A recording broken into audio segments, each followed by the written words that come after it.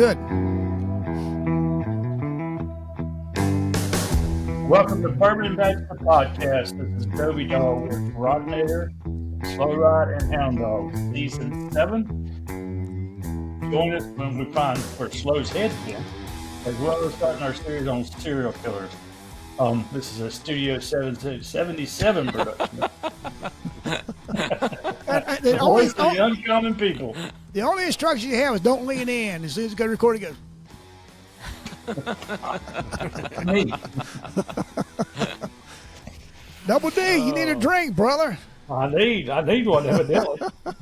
Well, hey man, we got a lot going on this next 4 or 5 episodes, man. So Hound Dog is up. Who are serial killer you talking about tonight? H.H. Holmes. H.H. Holmes. All right, cool deal. Yeah, people got to know though. Like this is the first episode of our. We advertised. Serial killers. We're going to be highlighting serial killers. Each of us picked one, right? And this is the start. This is the first serial killers tonight episode. So it might run a little long, but you guys, I'm sure, are going to stay glued and interested because this guy is a freaking maniac. You talking about Hound Dog or the serial killer? Both. They're married, man. They're like probably all of them. Yeah. Their spirit, fucking whatever. All right, so Professor Hound Dog is going to be going over things tonight. So let's get some housekeeping out of the way. What are y'all drinking? Wild Turkey 101. That's a good start. Got a little sugar. Got the old mini bottle out. Yeah, a little mini bottle. I got a couple more over here if I have to run. Hey, didn't Wild Turkey come out with like was a 10-year or something? Have y'all seen that? I haven't seen it. I hadn't seen it. Yeah, I think it's came out the Wild Turkey 101 a 10-year. Oh, okay. It's got there slow. I'm going to surprise you guys with something. Oh, jeez. Smoked maple, brand new bottle. So, of course, they said I tried that yesterday. You know, I've seen your bourbon collection. You got stuff other than Knob Creek smoked maple. I've seen it. I know you got it. Yeah, I'm going to save that for special occasions. It's not a rumor. It's not a legend. He's seen it. It's true. I actually tried that for the first time yesterday. What'd you think? Didn't it? Pretty good. It's what they say. I mean, the notes are exactly what they say. Oh, yeah, I like it right after a good meal or a big meal. It's kind of like a dessert drink. It was a little sweet. I wouldn't drink it all the time. You talking about the whiskey, not me, right? Yeah, absolutely. Whoa. Hey, that's a good segue into your colonoscopy. How are you? Yeah, man. Big boy. We'll talk about that here for a short time. All right, Double D, what you drinking then, brother? Blade and Bow. Blade and Bow. Well, you're about halfway through that bottle. Yeah, it's good stuff. Drinking Weller Special Reserve. Money Man. This is a half gallon of. I figured I might need it before the night's over. It may or may not be empty by the time the night's over. Yeah, that's what you can do about there, Hound Dog. See if we can't do that thing out during this podcast. You don't want me to do that, man. I'll be. Hey, what's new? Fuck. Yeah. True. Hey, a couple of things, man. I was just looking back through. I got on the Riverside early, and I started just looking through things. You know, this is the old diary or the old book with all the first 4 seasons in it. Mm-hmm. And Rod Nader, you first appeared on 5/21/21. May 21st, 21. Then you came back on the 4 years ago this May. Yeah, July the 15th, 21. You and Choppa Dave. Mm-hmm. You came back a third time in November 21 of 2021. So this past May was my anniversary. You fuckers forgot. Yeah, Jesus man. Christ. Now I know how women feel, you fucking bastard. Have a drink on us. Yeah. Flowers. No flowers, not a card, nothing, no candy. Yeah. You didn't realize you were applying for a job, did you? No, I didn't. Mine was about a year ago. Non-paying job. A non-paying job. Yeah. Well, You're applying. We pay you guys what you're worth. That's right. True. Cool. So before we get started with the serial killer, so your colon got killed. Tell us about you had my colonoscopy list past Friday. Did you slip an extra 20? Use an extra lube? I mean, anything like that? Let me tell you something. Yeah, if you're listening to this podcast, you know about Tom here on the mountain. He's my mentor, and he's taking me under his wing, teaching me the mountain ways. He did your colonoscopy? Well, I feel like that's a mountain way. Took him under your wing. I don't know. And the mountain way. Call it what you want. The mountain way. Hey, but we're down in his man cave, one day last week talking about it and stuff. He says, yeah, man, you'll get there. There'll be some young women in there, all nice little babes, and your old nasty old man parts hanging out all which way. And sure enough, man, they roll me in there. There's 2 chicks, both in mid-20s, both very good-looking women. The first thing I thought was what Tom said. It's funny, you got a rundown in his man cave, and then he went up in your man cave. Oh, yeah. Well, I was thinking to myself, I didn't say it. I was thinking to myself, if I wake up the handprint on my ass, I'm not paying the doctor. Exactly right. Did you hear dueling banjos in the background? Oh, yeah, we're all done. Deliverance.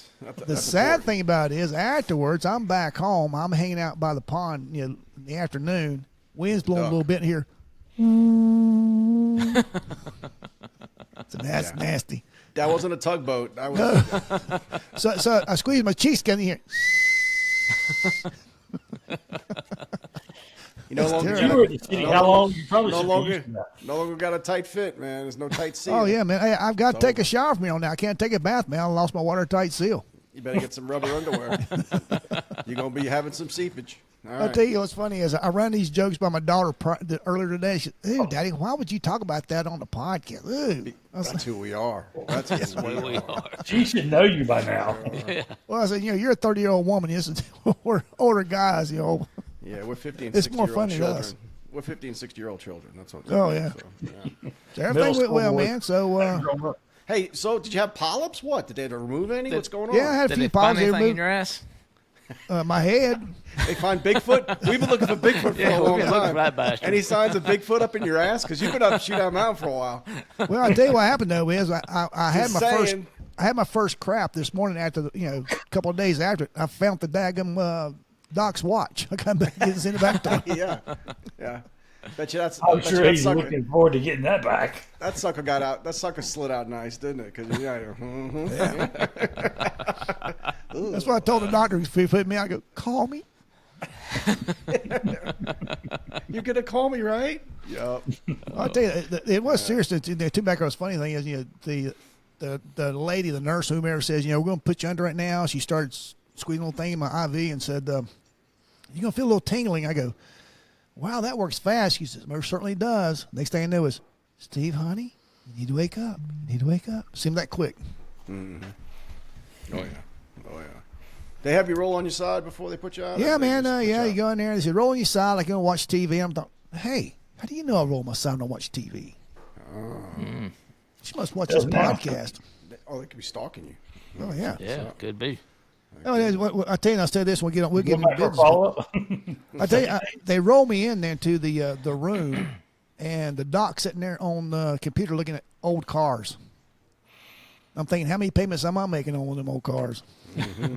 That's exactly right. Or maybe that's somebody pretty cool. finds one of those old cars. Yeah. He's about to I look got up an this old, 67 Chevelle out of his ass. So let's check this thing out. He's about to look up an old ass, so he's looking at some old cars. Oh, yeah, man. I'm sure whatever he makes probably isn't enough. Yeah. Think about that. Just last comment. Have you seen some people walking around and the asses they're toting behind them? Oh, How would you like to see some of them motherfuckers coming into the office and you're like, oh my God. You look for your partner. Hey, can you do this one? No. Son of a. Yeah, you got to take one of the old things. You volunteered. Opens up the cheeks. Oh, Jesus. Yeah. Or you got to have like 2 nurses on top pulling. And then that thing's winking at you. Wink, wink, wink, wink. It's like, oh, Jesus. And then when they put your cheeks back together, it goes, Make my brown eye blue. Going in. Okay. All right, let's get on to serial killers. Yeah, what's sad is he hear him tell the nurse, let's get started. kind of like earlier tonight. Oh, yeah. Adobe's sound. Yeah, all right, man. So we got my ass and we got the liquor covered. So, man, let's dive into it. Hound Dog, what do you have for us? Herman Webster Mudgett. Oh, Mudgett. Hermy. Mudgett. Okay. That just sounded like somebody that would be jacked up. Yeah. Herman, he had a few names. First of all, Herman was born May 16th, 1861. Wow. He died May 7th, 1896. 1800s. Yep, 1800s. His aliases, well, let me rephrase that. His known aliases were, got to put my glasses on so I can see this. Yeah, you'd think you'd done that prior to the podcast. You would have thought it, but I didn't. Benton T. Lyman, these are aliases of Herman Mudgett. Alexander Bond, Harry Gordon, Alex Gordon, H.M. Howard, Dr. Henry Howard Holmes, and H.H. Holmes. He had to use all those aliases throughout his lifetime. Did he settle in on H.H. Holmes himself? Was that just the last name before they? That's what he. His life? That's what he took on once he fled one area and went to the next. Okay. his last one. I'm saying that's how he's listed in the. When you pull him up, H.H. That's his most well-known alias. Well-named name. Gotcha. Yeah. So what was his deal, man? Did he? How did he go about things? Tell us. Well, I actually went through from his childhood on. He's had a kind of weird childhood, I guess you would say. Mm-hmm. He was born in Gilmanton, New Hampshire. Right. And he was the third of 4 children. His parents were Levi Horton Mudgett and Theodate Page Price. Theodate, huh? Theodate. That's an old timey name right there. Yeah, that's 1800 names, I think. Yeah, I would think that. You got a good point there. Yeah. Horton. Yeah. The Theodate shit. That's like Theodate. old shit. Yeah. Let's see. His dad was a farmer, and I think Rod, you said he was a postmaster. Postmaster as well. I looked up a little bit. Yeah, it looks like he's a postmaster too. Yeah, his dad. Yeah. Mm-hmm. And what I found out that his dad had a fondness of alcohol. Boy, he had fit right in on this podcast. I get what you're saying. God bless him. Yeah, he could fill in. God bless him. Yeah. Let's raise one for Dad. Fondness for alcohol. I found. Well, if you had a serial killer for a kid, of course you're going to drink. It might drive you to drink a little bit. Absolutely. Yeah. And what I found is interesting. Holmes, or I'm going to try to call him Herman. Up until the time he started calling himself Holmes, if that makes any sense to you. So if I say Herman, it's really, Holmes, H.H. Holmes and Herman, same guy. So the Mudgett family were, devout churchgoers. They belonged to a Methodist church there in Gilmanton, New Hampshire. New Hampshire, yep. So, The strange thing is there's a couple unexplained deaths during Herman's childhood. Uh-oh. Yeah. There was a 4-year-old boy who was drowned, and he drowned under suspicious circumstances. And all this happened probably when Herman was 8, 9, 10, 11 years old, something like that. Was it a pool or a lake, or what kind of situation was it? Well, a river, creek, or something like that. Doubt they had pools back in the 1800s. Back in the 1800s. Good. Well, you can tell he has Captain Pay. He's talking about pools, and granted, he's got a pool. Yeah, I think they went to the spa. It just said a body of water. A body of water. Gotcha. Yeah. Wasn't a bathtub. Gotcha. Right. And this 4-year-old boy was identified as Holmes' very own cousin. So Holmes, 10, 11, 12 years old, 4-year-old cousin is found dead in a body of water, in the same town. Isn't it true too? He fucked up a lot of animals too. He had one of those dissecting animals, and Yep. Sometimes you hear that they start with animals and then go to human type. Mm-hmm. So, but he did that, didn't he? He did. We'll get into that in a few Very minutes. young, wasn't he? Okay, I didn't mean to jump ahead. Yeah, Ron, don't get ahead. And he's got commercials and everything between all that. He's already killing humans. I thought we'd start with the bugs and shit. But go ahead. All right. We're kind of starting with him killing or humans dying strangely, in his general vicinity, I guess so to speak. Suspicious deaths. Yes. Yeah. Another one was a 18-year-old girl who was found floating in a body of water, and she was later identified as Holmes' cousin, as Herman's cousin. So that's two cousins dead. So the water by drowning. Good the first time. Yeah, so. Well, check this out. On the girl, it was determined that evidently she was dead before she got put in the body of water because there was no traces of water in her lungs. So somehow she ceased the breathing, then placed in a body of water to make it possibly look like she drowned. So she was asphyxiated. What you know what year that was? That had to be late 1860s, early 1870s, somewhere along in there. So that was the second strange death. Of his childhood. They were ruled just they weren't ruled murders. Then they were ruled deaths, but they were suspicious deaths. Undetermined. Suspicious in nature. Right. Suspicious deaths. Yeah. Gotcha. And there's one more. Three's a charm.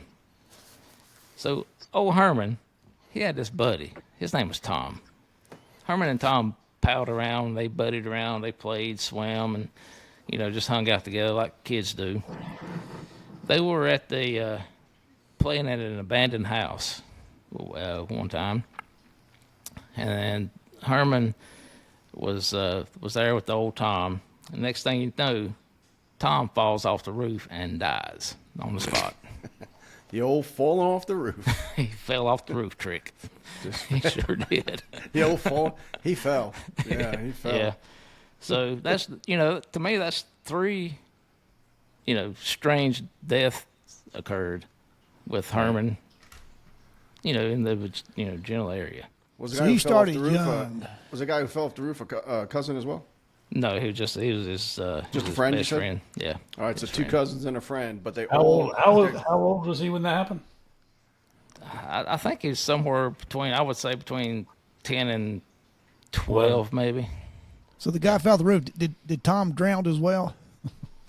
He drowned by falling off the roof. I don't know. But the connection is they all died and they all were connected. And no one's put it together that this kid's around all three of these deaths. Evidently not. Until I guess maybe they were after a while and they were looking into his past, his childhood. They probably figured, When they hung him in later. Yeah. Mm-hmm. All right. So, with all this being said, old Herman, he was also a victim of bullying in school. The old bullying. Yep. And check this out. One incident, he was forced to stand in front of a human skeleton and put the skeleton's hands on his face in effort to frighten him. Initially, Herman was terrified, but later Herman discovered that the experience, he found the experience to be intriguing, and it actually calmed him down and helped him overcome his fear. And Herman would later develop obsession with death, and as a result, he began dissecting animals. There it is. There it is. There it is. So if you think about it, this is the making of a serial killer right here. yeah. If you think about it, the skeleton that they made him put the hands of the skeleton on his face. Mm-hmm. They didn't have plastic skeletons back then. I was going to say, I agree with that very thing. This is a real human being that they turned into a skeleton. So a real Creepy. dead person. So weird. A cadaver. Exactly. Ooh, good word, cadaver. Yeah, it was a good word. Yeah. But after he got done with all the, being bullied and saying, "I'm not going to take it no more." What's that song? We're not gonna take it. That's it. Twisted Sister. Twisted Sister. Dee Snider. Yeah. Yep. Dee Schneider. Exactly. But actually, Herman attended the Phillips Exeter Academy. It's a prep school back in the day, before graduating high school with honors at age 16. So if he graduated with honors at 16, yeah, very smart. He's a smart killer. Yeah. Which brings me to, I'm getting ready to get into some of his marriages and stuff like that.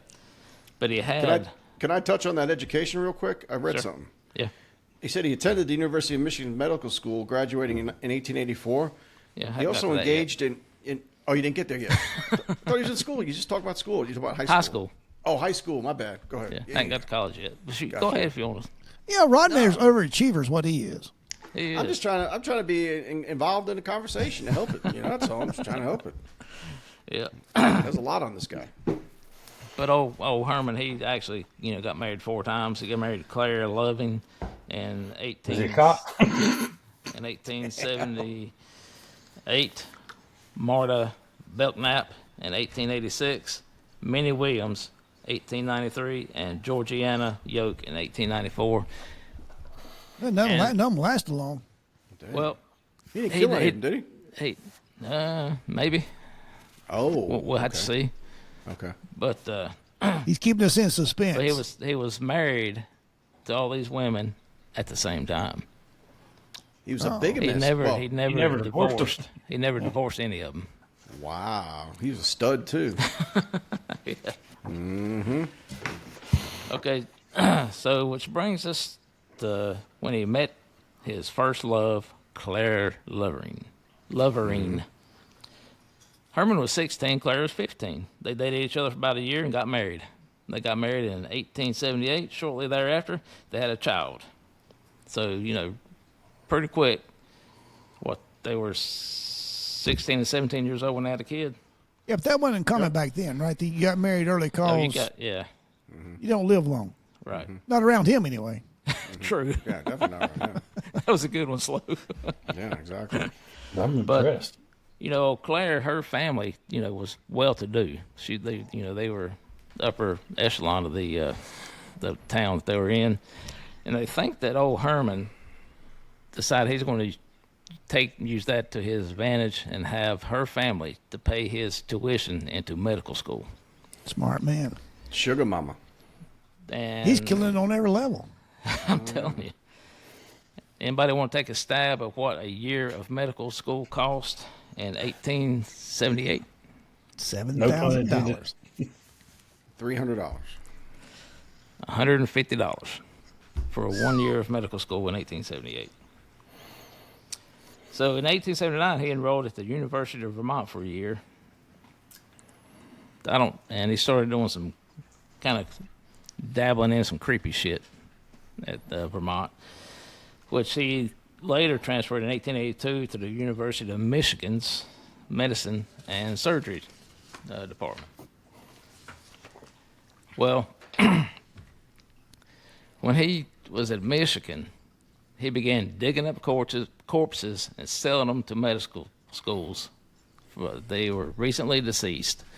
And they had a lot of problem, man. Back then, the bodies that they would, people would bring them or sell them, they had been probably decomposing, man, for years. So, they didn't have much to work on. So when they get a fresh one, boy, they was all tickled to death. Mm-hmm. Yeah, well, I'll bet they didn't have embalming stuff back then either. No, I wouldn't think so. Love me a fresh cadaver. Yeah.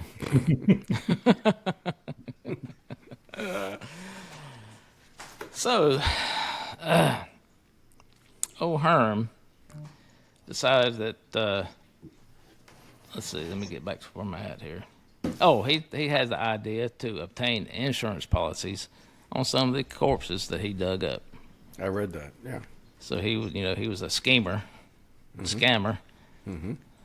start out with. Insurance fraud, basically, back in the day. Yep, yeah. True. Yep. So, old Herm, he was, oh,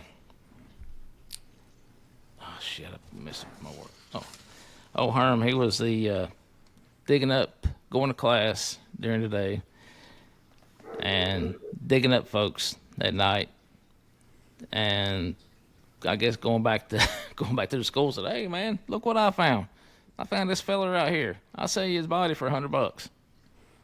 So that's what he would do. Yeah. I think I messed up here. Uh-oh. I'm trying to get my. Serial killer, take 2. There is no messing up. Just keep rolling. Yeah. I'm not giving a shit. We wouldn't know you messed up till you said you messed up. This ain't Harvard. This is bourbon and badges, motherfucker. You can do whatever you want. Okay. All right. So, old Herm, he moves to Chicago in 1886. And the reason he moved there because, all the insurance fraud he was doing, where he was at in Michigan. Wanted to get away from it. Yeah. Wanted to get away from it, change his name, and, just go on about his business thereafter. So people are probably getting on to him. Oh yeah, they were. Now at this point, Hound Dog, he hasn't 3 suspicious deaths when he was a kid, but so far it's just doing weird shit. He hasn't killed anybody. Is that what you're saying? So far, they don't think he killed anybody yet, right? Yeah. So far, that's it. Yeah. So far, okay. I just yep, gotcha. So when he moves to Chicago, he decides to change his name to Henry Howard Holmes. I guess that sounds nice. But then he thought, you know what? I'm going to change my name to Dr. Henry Howard Holmes. Well, there you go. So he did graduate medical school. Mm-hmm. Though it being at the bottom. He did actually become a doctor. Yeah. Though he was at the bottom of his class, and I guess the people in charge of the school had to take a vote to whether he would actually pass or not.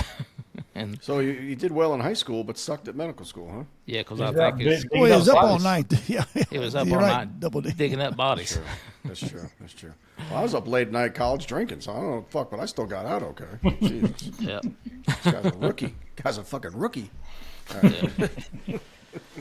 So while he's in Chicago, he went to work for a lady called Elizabeth Holton.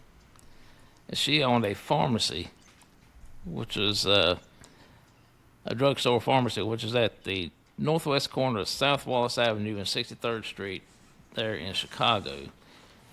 And he actually was a good employee. She said, she didn't have anything bad to say about him, I guess. And eventually she's an older lady, and she decided that she's going to retire, and Holmes actually bought the pharmacy from her. And I was waiting when I was looking at this, then he kills her. When's he going to kill her? But evidently he didn't, because her and her husband moved off to wherever, and it was known that he didn't kill her. He didn't kill them. And he bought the pharmacy. Worked there. Well, he's upstating citizens so far, man. He's self-employed. He's entrepreneur. He's doing everything right. He's killing it. Yeah, he is, man. He's doing a good job. Just not people yet. Let's go. Yeah. Well, confirmed. Well, in 1887, Holmes purchased an empty lot across the street from the pharmacy where he worked at, where he owned, rather. And he started to build a 2-story mixed-use building with apartments on the second floor and retail space on the first floor. Okay. This place would later be known as the Murder Castle. Uh-oh. Mm-hmm. Okay. So when Holmes was building this, he was,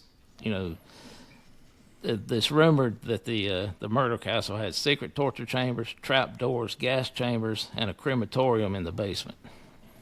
Yeah, it's almost like he was the architect of the building, and he had these things put in, according to what I read. Soundproof rooms, hidden passages, and shit like that. Yep, exactly. So everything's premeditated. Yeah, he also had a way of getting bodies from the 3rd floor to the basement without having to walk them down, like they were chutes and shit or something like that. Maybe that's where the term deadwaiter came from. Deadwaiter? Yeah, or is it deadwaiter or dumbwaiter? Oh, the dumbwaiter. Dumbwaiter. Yeah. Oh, I'm sorry. I was close. Yeah. I was close. I thought you said bedwetter first. I'm like, what the fuck? That's what I thought you said. Are we back on your bed colonoscopy again? I'm like, what is going on here? It's a dead waiter. I meant dumb waiter. Yeah, that's when you can send plates and food up to the second floor, and you put it in the waiter, and you just pull the string. Maybe they need to put your head back where it was. Yeah. Could you get that doctor to put his head back up his ass? I'm just gonna mute myself. Get your neighbor to take him. Yeah, I'm gonna be so pissed off when drinking water. There you go. Yeah, they also said they found some acid vats too, didn't they? And like you said, crematorium and stuff. Yeah, for dissecting. Yep. So they say that the building, the Murder Castle, is made up over 100 rooms. There's 100 rooms in this castle, and like Rod said, is made up like a maze. The brick walls, doors opening in the brick walls, stairway going to nowhere, windowless rooms, and just all kinds of weird weird stuff in there. Just basically to disorient people when they got in. They couldn't get out. They couldn't run away, get out. Yeah. And, then at some point in 1893, I think it was, the World's Fair came to Chicago. And Holmes decided he was going to build a third floor on the murder castle, or on his building. It wasn't murder castle at the time, but he's going to use that as a hotel for the World Fair patrons. So he hires all the people to go ahead and add this third floor on there, and Holmes he had a problem with buying stuff on credit and not paying for them. Basically, he had this building built and never did pay the anybody for doing any kind of work there. And he was in court left and right. Every time we turned around, he was in court, showing up in court, being sued in court for non-payment, or he would purchase furniture and not pay for the furniture at the time. So after a while, the creditors like, man, we got to get our shit back. And they would go to the hotel, and he would hide the furniture in the hotel so they couldn't find it. He said, I don't know what you're talking about. I don't have that furniture. You can come and look if you want to. Yeah. So he did all that. And at this time, this is 1880, what was it? God dang it. 1893 World's Fair. So that brings me to, I did a timeline trying to keep up with everything. That's some police stuff right there. Yeah. Documentation. So Holmes, let me just read this how it goes. 1885, Holmes moves to Chicago, gets a job at pharmacy, and I told you about that. Holmes builds the building as the third floor. And starting in 1887, there were weekly and monthly records of Holmes being named in lawsuits pertaining to the hotel. On July 4th, 1888, Holmes was named in a lawsuit for not paying creditors and laborers. 6 to 7. This happens like 6 to 7 weeks before the infamous Jack the Ripper murders in England. I'll tell you where we're going with that in just a second. Holmes, then all of a sudden in 1889, there were no records whatsoever of Holmes having to go to court or being in Chicago at all. So he had this building built, and then a year later, 2 years later, he just ups and disappears. It's kind of strange, don't you think? Mm-hmm. Where did he go? Exactly. Well, and I think that after doing all this, looking about this, I'm pretty sure that Holmes was actually Jack the Ripper in England, because a lot of it, man, if he wasn't, it's just so damn coincidental on stuff that happened. All right, no, wait. So Holmes lived here in United States. Yeah. Yes. You're saying in his absentee from being at his murder castle or the building he built, he's now in England. I think he went He's to suspecting England. that. Hound Dog's thinking that. It's not confirmed. Hound Dog's just saying that's a suspicion of his. Yeah. Because he was living in Chicago, Illinois, and he drops off the radar there for a year or two.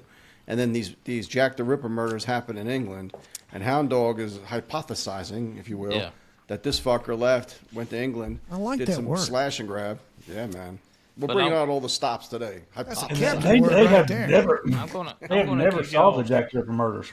Yeah, I'm going to give y'all the timeline of how things go, and y'all tell me what y'all think about it.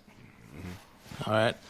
August 1888, Jack the Ripper's first murder in Whitechapel, England, or the Whitechapel neighborhood of London.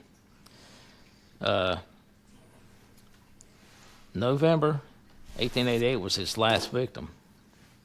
Now,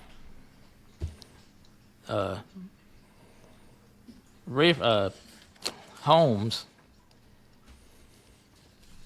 that time period, that's what, 8 or 9 months or whatever it was. He vanished from anything in Chicago, anything, any courts, the hearings. He never did go to court or anything like that. And it would take, if you were traveling from United States to England in 1888, it would take about 7 to 14 days of travel by ship back then. And I think this is where, when he gets there, in my opinion, he gets there and goes on his murder spree. And I think that only lasted, the Ripper murder spree only lasted maybe 7 months at the very most. So Holmes is absent from the United States for 7 months. Through ship's records, he never did, the name that they knew him by, Holmes or Mudgett or anything like that, did not appear on any kind of ship's records. On the way, when they started backtracking, Holmes was an alias that he used, Alex Gordon, was on a ship's record of traveling from London back to the United States. Well, that's interesting. That's one of his aliases? Yes, that's one of his aliases. And not only that, but he likes to jump around, too, because, he went from one place to the other all the time. So why not jump over to England, do some shit, and then when it starts getting too hot over there, leave? Right. Yeah, that's another thing. Who knows? He may have been getting some heat on him here. People start to wonder about stuff. And he gives another name. Yeah. Well, at this point in the United States, we don't know he's killed anybody, right? No. Right. But you think he might have been jumping bail, so to speak, to go to London to get out all this court crap? Well, I think so. I think it's awful damn coincidental that the Ripper murders happen after he is when he's no longer known to be in the United States, or no longer known to be in Chicago. Chicago, yeah. And then he comes back. The Ripper murders stop, and the Holmes murders begin. And correct me if I'm wrong, Hound Dog, but the Ripper murders, didn't they suspect that it had to be a doctor of some sort and would carry a bag that would have surgical tools? Yep. Because he'd like cut a woman's uterus out and all this stuff. I mean, it was surgically done. I mean, it was like he knew what he was. Wasn't just somebody just slashing. He was medically versed. And old Holmes was a surgeon. That's what he went to school for. And he knew how to do all that stuff. He knew where all the organs and stuff like that was located in the body. Mm. Cool. So this is another thing. This is a little bit outside of the time frame, but in May of 1889, there was an American that appeared on travelogues from Liverpool, England, to New York by the name of H. Holmes. So I just added that in there. I thought that's a little bit outside the Ripper timeline, but that's pretty interesting to me. Oh, yeah. So, okay, check this out. Jack the Ripper, he wrote, I think, 2 letters to the papers and all that stuff, kind of taunting the police and investigators. Yeah, taunting, yep. And there was a documentary in 2017 on the History Channel called American Ripper. I don't know if y'all seen that or anything like that. But in that documentary, there were 2 letters that were confirmed written by Jack the Ripper. One of them, they call it the Dear Boss letter, and the other one is the Saucy Jack letter. And they had, this is back in 2017, they had linguists to look at the letters and see if they were written by somebody with from England or where they're from. And the 2 linguists, they come to the conclusion that the letters were written by an American. So, and these two letters that were known Jack the Ripper letters were written by the wording by an American. Guess who was an American? Mm-hmm. And guess who was missing out of Chicago? Yep. And his name's on a manifest. Yep. On a boat from and to London or whatever you said, yeah. Yeah. But, you know, they said, like I said a while ago, there's no documentation of known aliases that he used to get from America to England. Mm-hmm. But hell, he could have used anybody. He could have been Rod Farley. But, how many aliases did he have? 7 that they know of. Yeah, I mean that's just the known. That's just the known ones. Another one. Yeah. Yeah. But here's another thing too. This is what I think. I agree with you on that. I think it was him. But here's another thing. We all know that most of these serial killers that we're dealing with, they don't just stop doing it. Right. Get caught, right? I mean, how many of them is just like all of a sudden, I'm not going. Yeah, you just don't stop. So why did Jack the Ripper and London just stop all of a sudden? Unless he wasn't there. That's true. Mm-hmm. Very true. But I thought that was wonder if interesting. they could even stop. They wanted to. Correct. Absolutely. Yeah. Like Jeffrey Dahmer, he didn't stop till he got caught. Yeah, Ted Bundy, he didn't stop till he got caught. You know, John Wayne Gacy, all of them. Yeah. Because they can't stop. Yeah, that's true. Yeah. So, you know, I put that in there about the Ripper stuff because, made me think about it. And I just basically, it's thought provoking. I just want everybody to think about, the possibility of Holmes being Jack the Ripper. So where did Jack the Ripper get its name? In one of those letters, I think it was the Dear Boss letter. He signed it. Man, I wish I didn't even think to pull it up the letter. Let me see if I can pull up the letter right quick. But you can read the actual letter online, and I think he signed it Jack the Ripper, and the other one he signed Saucy Jack. I think you're right. I think I was wondering where the two names came from, so that makes sense if he signed them that way. Yeah, I think that's where it, well, hell, I can't. Look, if y'all want to look that up, one of y'all want to look it up, that's cool. Because I got too much shit going on to look it up right now. Yeah, I'm working on it. Double D's doing some producer stuff. Yeah. All right, just whatever y'all think about that. I don't know if y'all think the same as I do, but I'm pretty sure that he was Jack the Ripper. Mm. I watched a documentary on Holmes, and I don't think they made that correlation. I don't think in that documentary that I watched. Yeah, I've watched 2 or 3, and some of them quite insightful there, Hound Dog. It says the Dear Boss letter was addressed to the central agency containing the Dear Boss letter. Unidentified Victorian serial killer known as Jack the Ripper addressed the Central News Agency of London, dated 2025. First piece of correspondence signed by one Jack the Ripper. Okay. Yeah. So he named himself. Named himself. Yeah. Then the other one, Saucy Jack. The hell, same thing. Yeah, that name sucks. Yeah, Jack the Ripper's a cool name. Yeah. Hey, Saucy Jack's on the killing spree again. Saucy Jack here, mate. Yeah. Oh, that's Australian. It sounds like a serial killer. Yeah, wrong continent. Oh, well. Fucking Australia. Yeah, that's okay. But that brings me back to good old United States, and I got a books for plethora of victims of Holmes. We're back in Chicago, right? The murder castle? Back in the United States. Murder castle back in Chicago? Some are not. Okay. So the first one, and I like I said, I try to take these in chronological order according by date. A 68-year-old creditor of Holmes named John DeBureau died approximately April 17, 1891 in the Castle drugstore.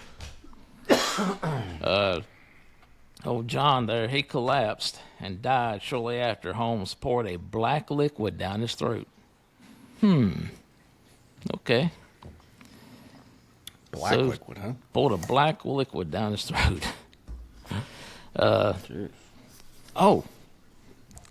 After he poured the black liquid down his throat, guess what?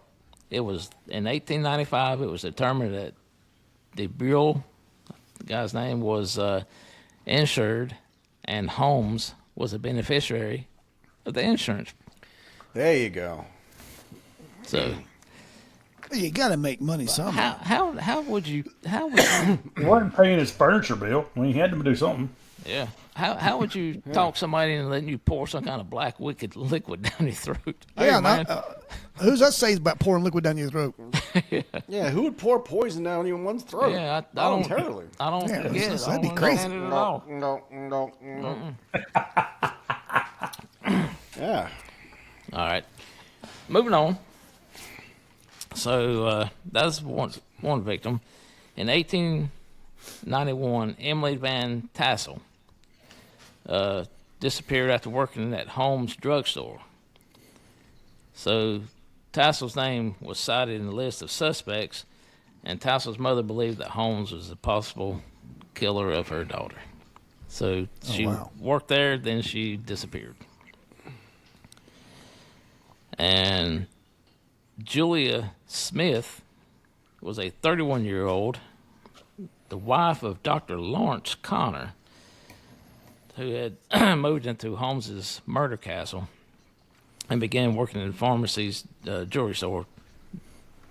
Lawrence did. So after Connor and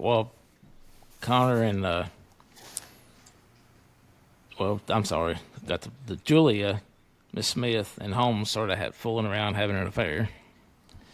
And after Connor found out, the husband found out, he moved away, leaving Julia and her 5-year-old daughter, Pearl, behind. So he's that, if you want her, you can have her. I'm out of here. See ya. I'm out. Yep, I'm done. Not coming back. Mm-hmm. So later, Julia gained custody of Pearl and remained at the hotel, continuing her relationship with Holmes. I think that probably wasn't a good idea. Just my opinion. Nope. Mm-hmm. All right. So Julia and Pearl both disappeared on Christmas Eve, 1891. Holmes initially claimed that Julia had left unexpectedly to visit her dying sister. Somebody was dying. But she changed the story, and that she fled to her former husband. So he's changed his story one time of going for her sister to her former husband. Now, you say he's changed his story. Is he telling this story to the cops or to whom? I guess Holmes is telling the cops this because he said, or the authorities at the time, he said that she is going to see her dying sister. Then he later said, not long after that, said, no, she's gone back to her husband. Mm-hmm. So he's trying to throw him off. Yeah, not only that, but he's trying to say she's living somewhere else, and they're going to have to go track that down and all that. I read where she was likely asphyxiated or poisoned, is what. Was that the one that she made? There was some allegation about her dying during an abortion. Yeah, I was getting to that. Holmes later claimed his third excuse that she had died during an abortion, and that Holmes was probably the one performing the abortion. I bet he was. So there you go. He must do rough abortions. Evidently. Imagine they were pretty rudimentary back then. Now, Holmes did admit or claim to poisoning Pearl, the 5-year-old daughter. So he killed the mom. This is later after he's caught. After he got caught, yeah. Confessed, he confessed to all this. Yeah. And that's why I read he poisoned one of them. Yeah. Gotcha. He poisoned Pearl. It's likely to hide the circumstances of her mother's death. A partial skeleton of a child, which had been around Pearl's age, was found excavated in Holmes' cellar at the murder castle. Now, this is many years later, right? Yeah, this is in 1891, I think it was. That's when he killed. That's when he killed. And killed him. He didn't years get later, caught in till like 1895, 94, 14 years later. Yeah. All right. Okay. Yeah. I'm up to he didn't last long. Yeah. But so they found her buried down there, right, Hound Dog? Yeah, they found partial skeleton of a child, which would have been around Pearl's age. Why didn't he incinerate that bitch? Excuse me. Why didn't he incinerate the body? You know, to get rid of it totally. You know, why would you bury part and burn others? Like, you know, when you burn somebody like they do when you want to put them in a cremate somebody, they're gone, dude. But now maybe he buried this child prior to getting his. Could have. Getting all this other stuff set up. Or whatever. Didn't have the setup yet. Yeah, sure. Okay, go on, man. Sorry about that. All right, that's cool. So, moving on to another one. Dr. Harry Rustler had an office in the castle. Old Harry went missing in 1892, and Holmes mentioned he killed him during a confession after he got caught. He confessed to a lot of murders. During that confession, he admitted to killing this Dr. Harry Rustler. So that's another one. And moving on, Emmeline Sigrin began working in the Holmes building in May of 1892 and worked for him for 6 months. Holmes hired Emmeline as a secretary due to her connection with a doctor who peddled a vaccine that allegedly, you're going to love this one, cured alcoholism. Oh, we got a vaccine for that. We have a vaccine for that. More alcohol. Yeah. Yep. So he said, can you order that online? Yeah, no doubt. So those who saw Emmeline in the weeks prior to her disappearance said that she had seemed to have lost interest in Holmes and their relationship. Emmeline was last seen December 1892. And I got a little on that. I think he said or made an indication when he confessed to it, he killed her possibly in a vault and her body was reportedly incinerated.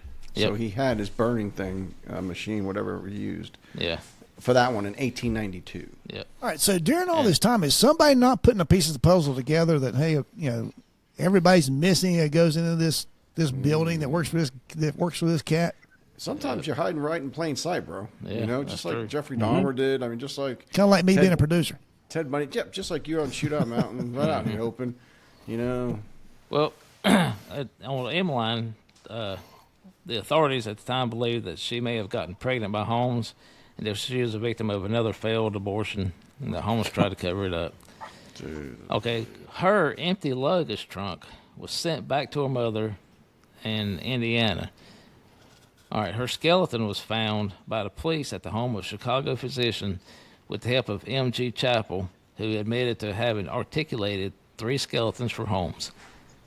So, Emmeline's skeleton was... What do you mean by articulated? Put it together. So he palmed the bones and he put the bones head together. bone to the neck bone to the shoulder bone, collarbone, all that stuff. Wow. So he constructed. He put it back together. Articulate where you can do this right here. Yeah. Yeah. So. Yeah. That's quite the oddity. You don't question that? I mean, I agree. I'm not what's investigating. going on back then. I'm not investigating. I mean, if somebody shows up with a human skeleton right there, I'm like, what the fuck happened to this dude? And then you start asking questions. Where'd you get this? Hey, dude, you got some glue because I need you to put all this stuff together for me. Okay. Yeah, what is it? You didn't get it at Walmart. Human bones. Yeah, but that's he has a history. Holmes had a history of digging up bodies, working on them, dissecting them, making skeletons out of them. I mean, so that falls right in line, I think, with his, his deal there. Yeah. Which is wild. All right. Oh, yeah. So, again, there's a lady by the name of Kitty Kelty. Old Kitty was a stenographer for Holmes. Guess what happened to her? She went missing. Failed abortion? No, it didn't say that. Knocked her up and she's missing. She's missing. 1892. So Holmes must have been a Democrat. He has 4 abortions. He's pro-choice, all right. When he chooses to, he kills them. Oh, yeah. And he's definitely his choice, nobody else's. Yeah. Exactly. So, another one, John Davis of Greenville, Pennsylvania, went to visit the World's Fair. John Davis wasn't ever seen again. So, he vanished. These people all stayed in a hotel, right? That's the connection? Yes. They all stayed in the hotel? From what I understand, yeah. Yep. So, what's that commercial for the Roach Motel? They check in, but they never check out. That was his motel. That's where it all started. Yep. All right, so here's a lengthy one, believe it or not. Well, 55 minutes into the programs. About time for a lengthy one. Yeah. Wilhelmina Minnie Williams. Did y'all hear about her while you was looking stuff up? I heard of Minnie and Annie Williams. Is that who you're talking about? Yep. Yep. Sisters lured to Chicago. Yep. So in early 1893, Wilhelmina was an actress, and she moved to Chicago, and Holmes met her at an employment office, but they think that they knew each other prior to her coming to Chicago. For some reason, they thought they met in Boston years earlier when Holmes is going by the name of Harry Gordon. Now, just remember Harry. So Holmes offered her a job at the hotel as his personal stenographer, and of course she accepted. Holmes persuaded Williams to transfer deed to her property in Fort Worth, Texas, to a man named Alexander Bond. Probably one of Holmes's aliases. So, in April 1893, Williams transferred the deed, and Holmes served as the notary. So she transferred the deed to him under his alias, and he notarized it. Okay. He's a businessman, so it's not exactly legit, but okay. Yeah. Yeah. Holmes later signed the deed over to a guy named Benjamin Petzel. And Benjamin Petzel was Holmes's scam partner, so to speak. You know, they did all these scams and stuff together. But instead of putting it under Benjamin's real name, they decided to use the name of Benton T. Lyman. Another Holmes alias. So the man had a lot of names. Mm-hmm. Okay, Holmes and Williams presented himself as husband and wife and rented a home in Chicago's Lincoln Park. Minnie's younger sister, 18-year-old Anna, or Ninny, as the Williams as they called her, came to visit on July 5th, 1893. She wrote to an aunt saying that she planned to accompany Brother Harry, because he was going by Harry Gordon at the time, to Europe. And she signed off the message with, "Brother Harry says you'll need never trouble more about me, financially or otherwise. He and sister will see to me. I hope our hard days are over." So he's probably promised her everything's going to be good, everything's going to be peachy keen. I'm going to take care of you forever. Forever is not going to be very long. Yeah, forever is not going to be very long.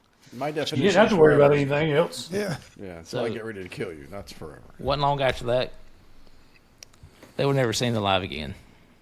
Yep. So I read evidence suggests they were killed for property and money, like you said. Yep. You know, after they signed the deed over and stuff. yeah. Yep. And let me see, where's I got a letter somewhere. Maybe I'll find it in a minute. But got a letter where Minnie supposedly years later, Minnie wrote a letter to, I guess, to a newspaper saying that she is very much alive and she is not dead. And she sent the letter to Holmes's personal attorney. So if you think about it, how hard would it be for Holmes to write this letter sent it to his own attorney, who would publish the letter in a newspaper, saying that she's still alive.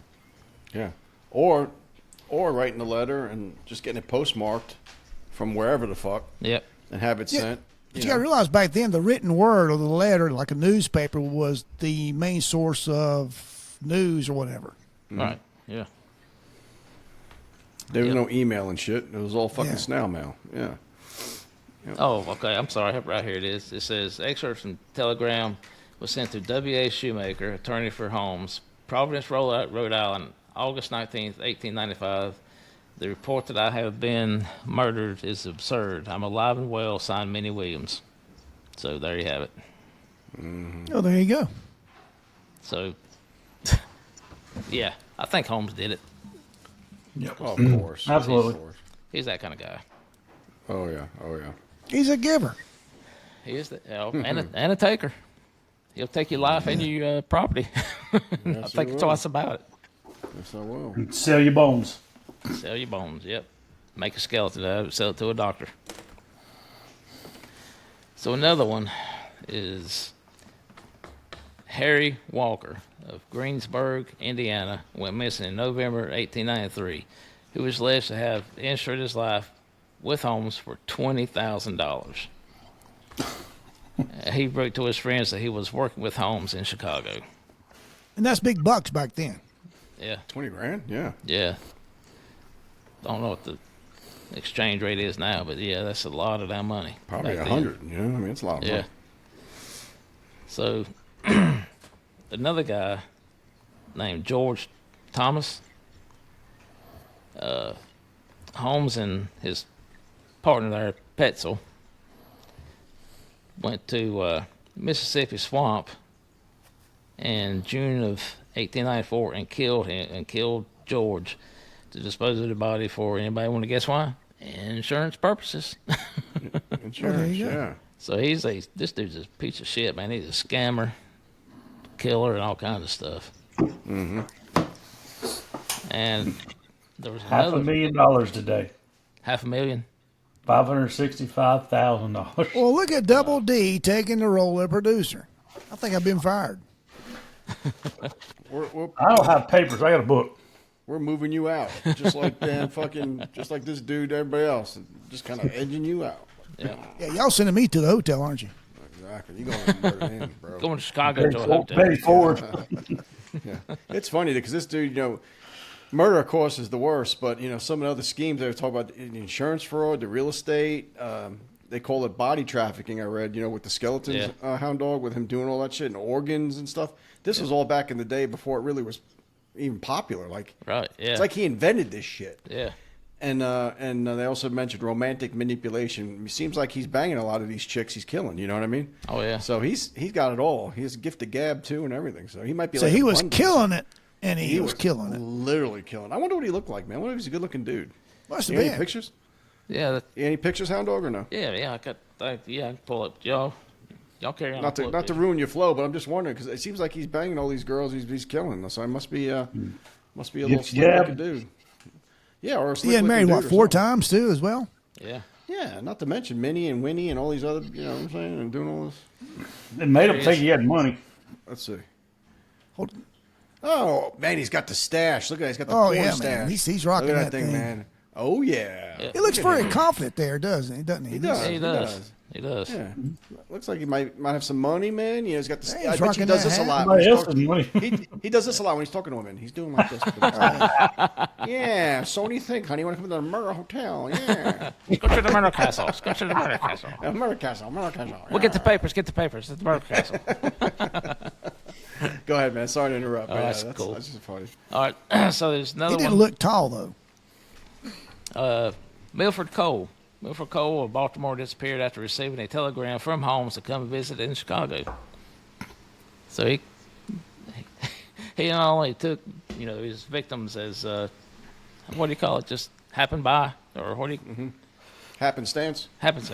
He would lure them to Chicago and kill them. Yeah. He actually put some bait out there. Yeah.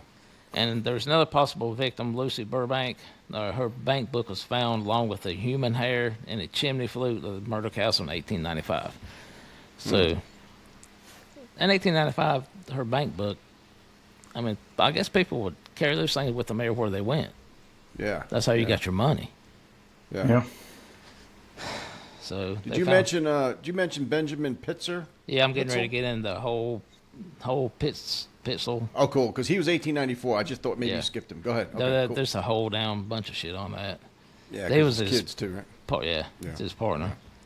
Also, Holmes was alleged to have killed 2 people in Lake County, Illinois, in the 1890s. Their deaths were confirmed years later when the remains of unknown man and woman were found on a farm in 1819, 23 years after Holmes's execution. So they tied him to those folks as well. So, would you give us a range? What's the minimum this guy killed, they think, and what's the max? Well, and I'm not talking about what he confessed to. I'm talking about what are the numbers? Like, what's the range? From what I can understand, they think it numbered up around 200 total. That's what I read too, but they really only nailed them down on one. He was convicted of 1 murder.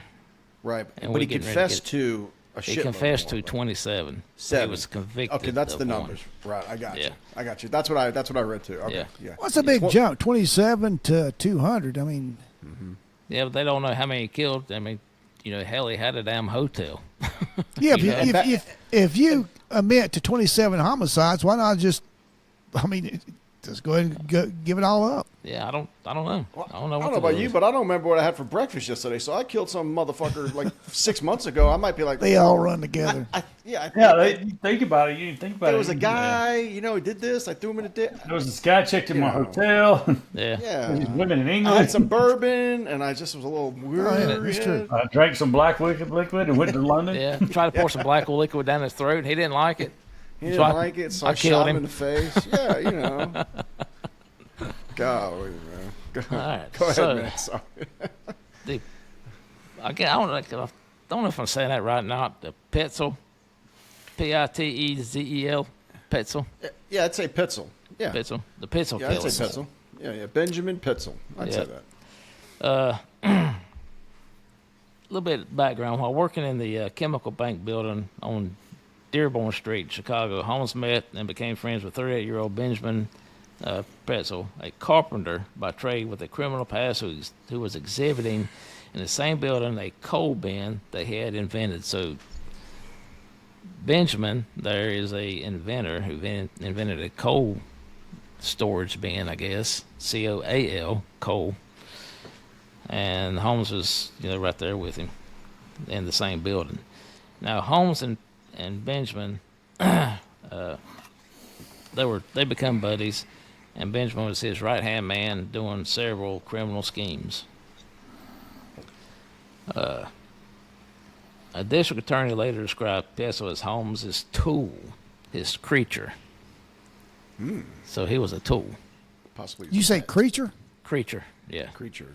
So I'm guessing he said creature as in he would do dastardly things, I guess, to people. Creature stuff. Yeah. Maybe his tool, like a criminal tool, like you'd help him with his crime. Yeah, that's what I'm thinking. Okay, with the insurance companies pressing to prosecute for arson because his building got burned, we'll talk about that in just a little bit. Holmes and Pitzel left for Fort Worth, to go check on the property that he scammed from old Minnie Williams. Let's see, that property now that he had in Fort Worth, Texas, is at the modern-day Commerce Street and 2nd Street, where he once attempted to build a building identical to the murder castle that he built in Chicago. So he was going to build another murder castle in Fort Worth and take up residency there. Yeah. Expand. You got to expand. If you don't grow, you die. Oh, yeah, he's entrepreneur. You got to grow your murder business. And business is good. Going to get to manage the other hotel. Hey, today, he might, that son of a bitch lied today, he might franchise that shit. You know what I mean? Yeah. And, Jack's probably going to manage one of them. Yeah. Oh, yeah. What's your name, Jack? What's your last name, Ripper? What's your experience? I kill a lot. Okay, you got it, buddy. No problem. Yeah. We in business, and we killing it. So I don't think the Texas murder castle never did get off the ground because he got couldn't find out he had a warrant on him for horse thieving. Yeah. So he I didn't of all things. Horse thieving too? Yeah. Jesus. What doesn't he do? No shit. That's like Al Capone getting joined for tax evasion. Yeah. I couldn't get him on anything else. Yep. What year are we up to, Reggie? 94. 1894. Okay, because he's about ready to get caught, isn't he? Sometime here soon? Yeah, he is. Yeah, okay, go ahead. So this is going to go back a couple of different ways, but it all comes back to the Petzl killings. Right. All right, so let's see. Well, Holmes got briefly jailed for the first time for selling mortgage goods. So all the stuff that he bought on credit, he would sell it on so he didn't have to pay for them. So he got jailed for that. Add another thing to the list. That happened in Missouri. Okay, while he's in jail, he struck up a conversation with a convicted outlaw named Marion Hedgepeth, who was serving a 25-year sentence. Holmes concocted a plan on swindling an insurance company, believe it or not, out of $10,000 by taking life insurance policy out on himself and faking his own death. Holmes faking his own death. Mm-hmm. Holmes promised old Hedgepeth that he would give him $500 commission in exchange for the name of a lawyer that he could be trusted. So he's fishing for a lawyer to help him with the schemes. Swindling. Swindling. Yeah. Mm-hmm. So Holmes was directed to a St. Louis attorney, Jephthah Howe. Howe thought that Holmes' scheme was so brilliant, and he agreed to play along and take part in it. And crooked lawyer. Yeah. I thought. So Holmes planned to fake his own death, but when the insurance company became suspicious, they refused to pay out. So it's about that time to hit the old long and lonesome highway again. East of Omaha. Yeah. All right, so Holmes convinced Petzl to take out of the life insurance policy on himself, not Holmes, but Petzl, so that his wife could collect the $10,000 life insurance. All right, which they agreed to that he would split with Holmes and Howe. So he's going to take the $10,000 life insurance out on Petzl. They would collect the $10,000 and split it three ways between Petzl, Holmes, and the crooked lawyer. Mm-hmm. So the scheme was to take place in Philadelphia. It called for Petzl to set himself up as inventor under the name of B.F. Perry, then to be killed and disfigured in a lab explosion. Holmes was going to find a suitable cadaver to play the role of Petzl. Instead, Holmes decided to use Petzl's own body. There you go. Nothing like the real thing. Nothing like the real thing. Nothing like the real thing, baby. Yep. So Holmes killed Petzl on September 4th, 1894 by knocking him unconscious with chloroform and setting his body on fire with benzene. So in Holmes' confession, he implied that Petzl was still alive when he set him on fire. All right. No bueno. Bueno. So forensic evidence at the time presented that Holmes' trial that showed chloroform had been administered to Petzl after death. So what was that about? I think the chloroform after he killed him, I don't know why he wanted to make it look like he killed him with chloroform, but he didn't. Because evidently he set him on fire. Yeah. Alive. He burned it to stage the accident, is what I read. And how is somebody going to ingest chloroform if you're not breathing? Isn't it inhaled? It is, but residue can be on your face, though. Yeah, I mean, so just leave residue on the face to make it look like it? Yeah, I think that's what he did. I think he burned him alive. And then for some reason in his psychotic mind, he puts the chloroform up to his nose and mouth. Why? I don't know. I wonder what the story was behind that. Okay, you got a guy that's burned up by what'd you say, benzene or something? Yeah, What'd you say? benzene. Yeah. Yeah, and then he's got chloroform in his face. And what story do you tell? Well, you see, I mean. Yeah, I didn't get that. I didn't understand that at all, but. Yeah. That's okay. That's what they say. Yeah. Now, did he admit to that, or that's something they discovered?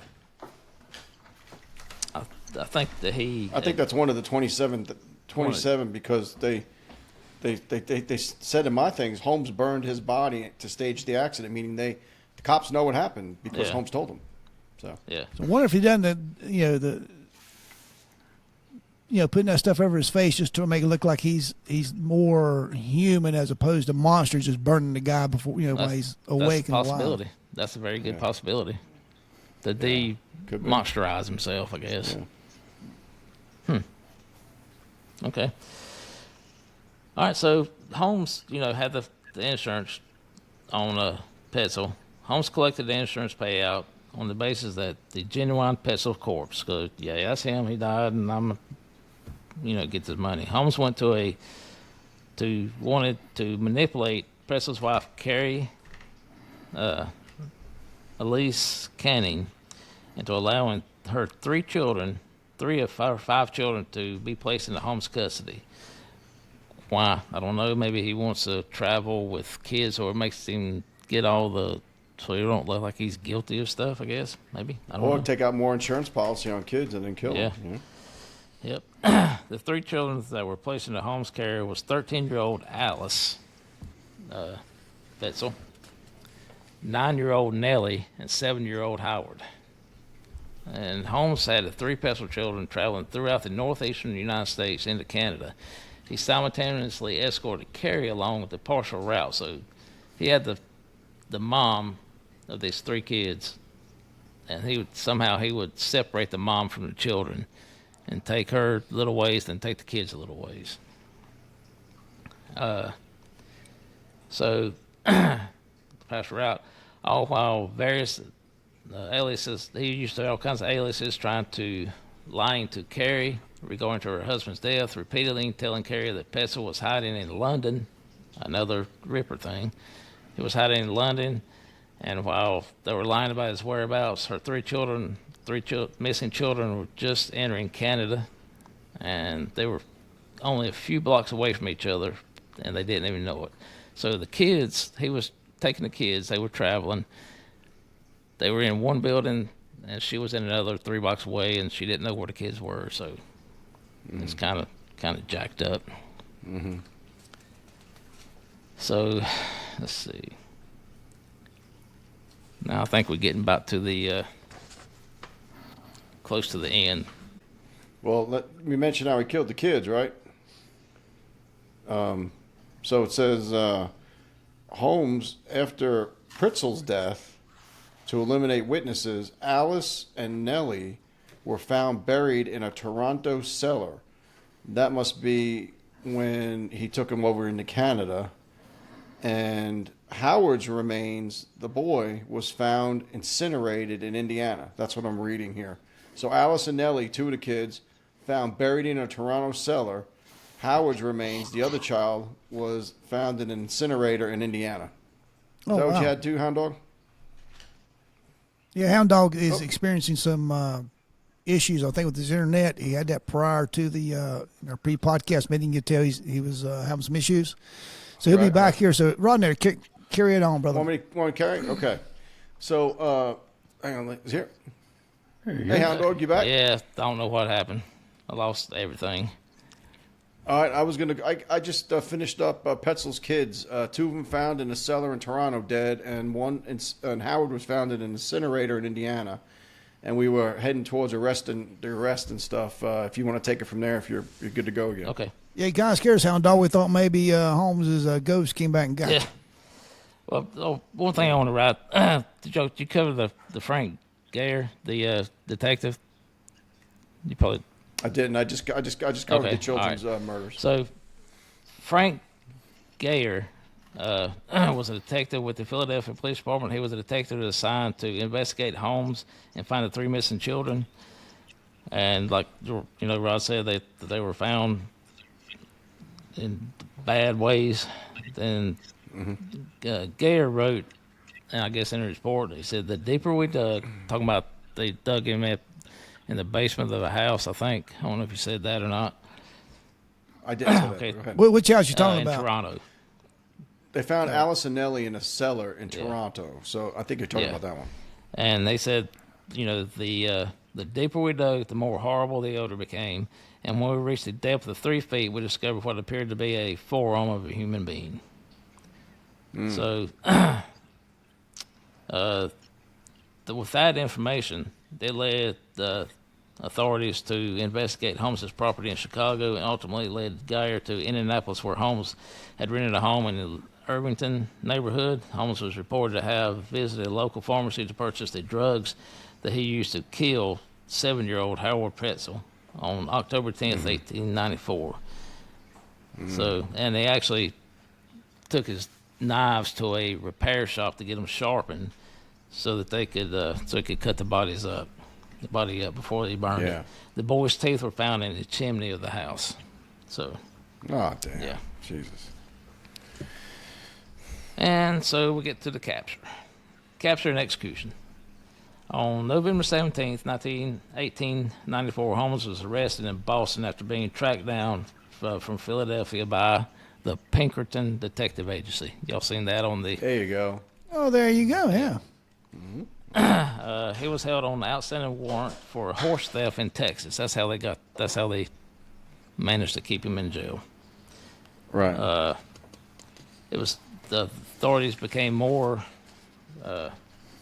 suspicious at the point that Holmes appeared poised to leave the country with his third wife. So they thought he was getting ready to haul ass, so they had to keep him on something. So they kept him on horse theft. Yep. In July 1895, following the discovery of the bodies of Alice and Nellie Petzel, Chicago police report the investigation began in the Holmes building in Englewood, now locally known as the Murder Castle. A piece of human bone, possibly Julia Connor, if y'all remember her name, the remains of a child, possibly Pearl Connor, and a burned gold watch chain, burned dress buttons, and property belonging to Minnie Williams, and a tuft of human hair was found in the chimney. Okay, October 1895, Holmes was put on trial for the murder of Benjamin Petzel and was found guilty and sentenced to death. By then, it was also evident that Holmes had murdered the 3 Petzel children. So, basically, he killed the whole family. You know? Do you ever get any motive about the kids and stuff? Why did he kill all them? He was Witnesses. Psychopath. And those witnesses, Both of too. them, I guess. And what I read, it was witnesses. Get rid of witnesses, too. Yep. Yeah, I think you're right. All right, so I also read that he published you can talk about he published his own story? Did you read about that? Hound Dog? I saw that, but I didn't really get into it. He wrote it. Yeah, it just says that part of the trial he detailed 27 of the killings you talked about, but it was inconsistent and partly fabricated, possibly for profit. So that's why I think they're not going any further than that. Well, what add on to that, he was paid $7,500 by Hearst newspapers in exchange for his confession. Oh, okay. So he wrote that. Anything for a buck. Yeah. For profit. Yeah. Damn fraudster. Yep. All right, so D-Day, Death Day. That's Death Day. Yeah. On May 7th, 1896, Holmes was executed by hanging at the Monomoensing prison for murder of Benjamin Petzel. Until the moment of his death, Holmes remained calm, showing very little signs of fear, anxiety, or depression. He asked that his coffin be buried 10 foot deep and encased in concrete so that grave robbers wouldn't be able to dig him up and dissect his body. Like he did. Exactly like he did. That's funny. Yep. So, that's funny as shit. Like a doper, not when you still. Did they grant that? Yeah, they did. They actually did. And so they did that, and Holmes, when they hung him, Holmes' neck didn't break. He slowly strangled to death. It took him about 15 minutes to die.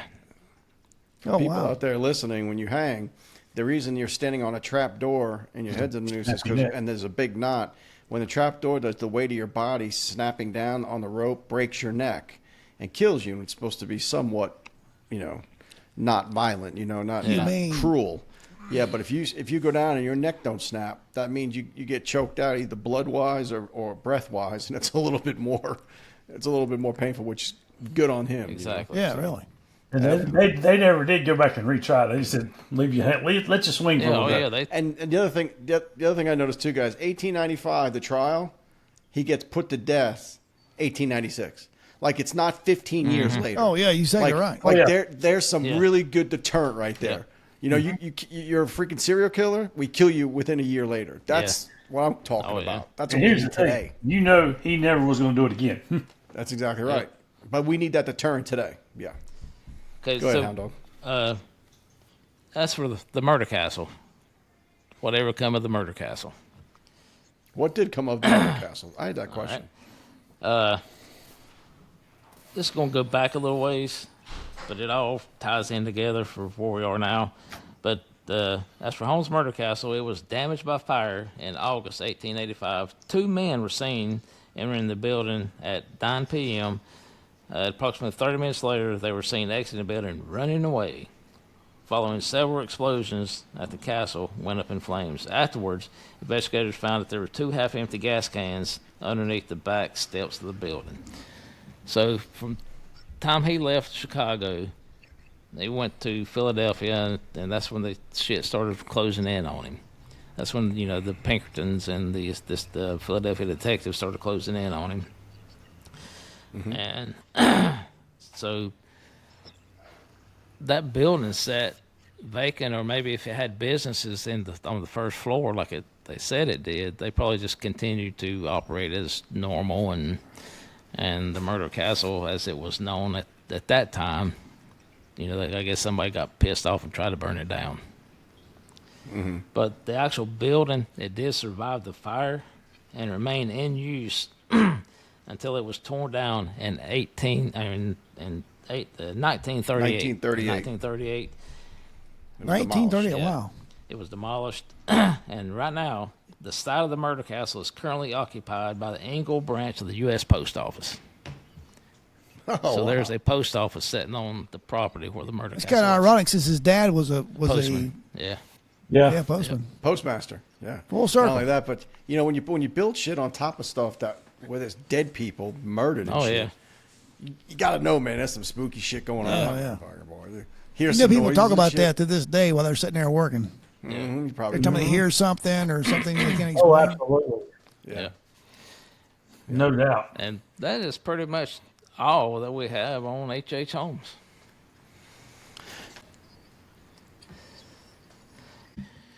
Well, that concludes this episode of wait a minute. I'm in here by myself. Rod, Slow, Dobie. I don't know what to do with my hands. Help. No, I'm kidding. So we have some technical difficulties on recording this episode, which was episode 1 of the serial killer series featuring H.H. Holmes. And so we decided we needed to come in and do the outro, which is when you're leaving, you're going out. So that's basically what I'm doing now. So we hope you enjoyed the show.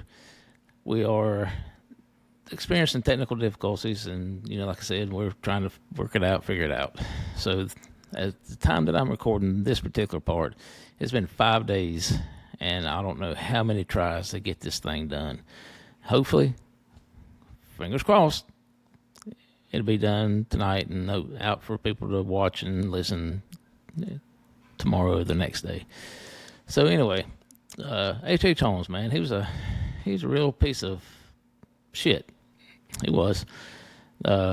He killed all those people, and they think he killed more than that, 200, I think, is what it was. And but there's just no way of telling. He allegedly killed women, children, men. It didn't matter. He just killed whoever he can make a buck off of, to be honest with you. So, with that being said, the ancient Romans, they had a saying that you died twice, once upon taking your last breath. The second time was when the last person to ever mention your name. So with mentioning all these names that that we talked about in this episode, hopefully those folks will live on in the cloud of magic called the interweb forever and ever. And, our next episode is coming up pretty soon. Again, fingers crossed, hopefully. We'll be talking about Wayne Williams. Wayne Williams was the guy in Atlanta, Georgia, in the late 70s, early 80s. He killed a lot of basically kids and young folks. So, I think Dobie Dog, he will tell us about that. And I'm knowing Dobie. I've known Dobie for a long time. He will go into great detail and, do it right. So, with that being said, it's weird not having the music. I don't know what to do. Oh, well. With that being said, I'm out of here. Hope y'all enjoyed it.